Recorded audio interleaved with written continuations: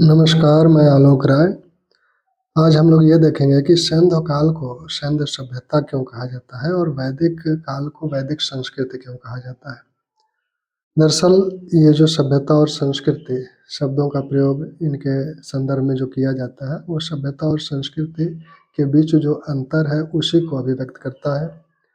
सैन्य काल को सैन्य सभ्यता और वैदिक काल को वैदिक संस्कृति कहने के पीछे निम्नलिखित कारण हैं।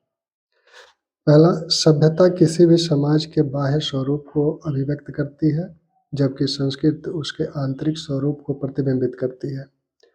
इसे हम इन कालखंडों के जानने के स्रोतों में देख सकते हैं।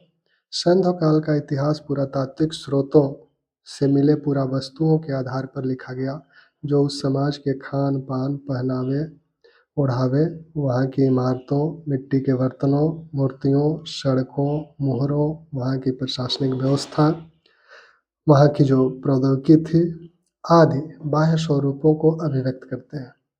ये इस काल के वैचारिक और आध्यात्मिक चिंतन को नहीं व्यक्त करते। ठीक?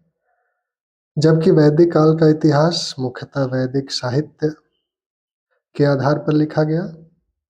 पुरातात्विक स्रोत या पुरावस्तुएं इस कालखंड के कम हैं, जो उस समाज के आंतरिक वैचारिकी यथा उनके आध्यात्मिक चिंतन, नैतिक मूल्यों, मान्यताओं, कलात्मक बोध को प्रतिबिंबित करते हैं। यहाँ से प्राप्त पुरावस्तुओं का अभाव है, जो उनके बाह्य स्वरूप को प्रतिबिंबित करे, इसलिए इसे सभ्यता न कहकर संस्कृति कहना समीचीन माना गया। विद्वानों द्वारा इसे संस्कृति कहा गया।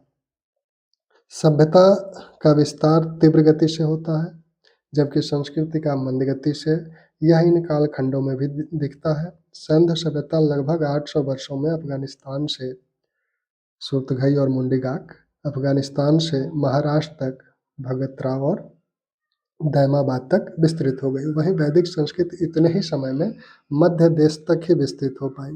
अफगानिस्तान से वैदिक संस्कृति अफगानिस्तान से लेकर और गंगा यमुना दोआब तक विस्तृत हो पाई। लेकिन सभ्यता और संस्कृति में ये अंतर तो है, फिर भी इनमें एक अंतर संबंध भी है। हालांकि सभ्यता और संस्कृति में मौलिक अंतर है, परंतु इनमें घनिष्ठ संबंध भी है। सभ्यता एक शरीर है तो संस्कृति इसकी आत्मा, सभ्यता साधन है तो संस्कृति साध्य। ठीक, धन्यवाद।